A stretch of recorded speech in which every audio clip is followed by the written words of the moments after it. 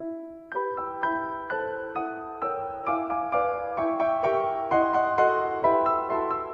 had gingerish hair and a pale, unhappy face. "Came from upper folding," panted this dog man.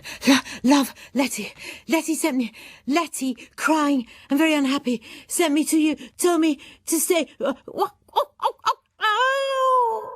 He began to double up and shrink before he'd finished speaking. With a howl of annoyance, he dwindled away inside reddish curly hair and turned into a red setter. Sophie shut the door and turned to Calcifer. "Can you take the spell off him?" "No, I'd need to be linked with Howl for that." "Then I'll try myself," said Sophie. Poor Lettie, breaking her heart for Howl, and her only other lover a dog most of the time. Sophie laid her hand on the dog's soft, rounded head. "Turn back into the man you should be," she said. She said it quite often, but its only effect seemed to be to send the dog deeply to sleep. It snored and twitched against Sophie's legs. Meanwhile, moaning and groaning was coming from upstairs, where Howl lay in bed nursing his cold. Finally Sophie climbed the stairs. "Really, these wizards! You'd think no one had ever had a cold before." She hobbled through the bedroom door. Howl was lying propped on dirty grey pillows, looking quite poorly. Sophie felt his forehead. "You do have a bit of a fever." "I'm delirious," said Howl. "Things are going round and round in my head. I keep thinking of the terms of the witch's curse." Sophie thought back to the puzzling verse. "What things?" "There are 3 things I'm waiting for. Mermaids, the mandrake root, and the wind to advance an honest mind. There's only about 3 weeks left for them to come true, and the witch gets me as soon as they do. But the rugby club reunion is Midsummer's Eve, so I shall get to that at least. The rest of the things have all happened." "You mean the falling star," said Sophie, "and never being able to find a woman true and fair? I'm not surprised the way you go on. Why do you keep dropping ladies as soon as you've made them love you?" Howl pointed a shaky hand up towards the canopy of his bed, where spiders were spinning busily. "That's why I love spiders. If at first you don't succeed, try again. I keep trying. Achoo!" Sophie went downstairs and resumed sewing the new suit for Howl out of triangles of material. The dog-man curled up heavily on her toes. When a big, red-bearded man burst into the room and shed his velvet cloak to become Michael, the man-dog rose and wagged his tail. He let Michael pat him and rub his ears.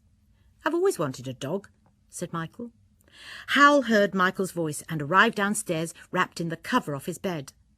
"I've got everything you asked for," said Michael. Then he told Howl that an empty hat shop in Market Chipping was for sale, and the two of them spent a long time discussing whether they should move the castle there. That afternoon Howl came down fully dressed and put on the velvet cloak Michael had used. Turning into a pale, coughing, red-bearded man with a large red handkerchief held to his nose, he went out through the door with the knob green down. For an hour after that Michael had time to work on his spell. Sophie got as far as her 84th blue triangle. Then the red-bearded man was back again. He shed the velvet cloak and became Howl, coughing harder than before.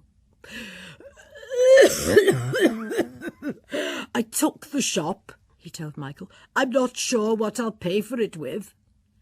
"What about the money you get if you find Prince Justin?" said Michael. "You forget the whole object of this operation is not to look for Prince Justin. We're going to vanish." Howl went back to bed, and Michael cheerfully worked on his spell again. "We're going to live in Market Chipping," he told the skull. "I can go and see my Lettie every day." "Is that why you told Howl about the shop?" asked Sophie. She was on her 89th triangle. "Yes," said Michael happily. "Lettie told me about it when we were wondering how we'd ever see one another again." He was interrupted by Howl trailing downstairs in his quilt. He brought the grey and scarlet suit from inside his coverlet and dropped it on Sophie's lap. "You're attending to the wrong suit. This is the one I like. Please clean it. I haven't the energy myself. And he trailed back towards the stairs.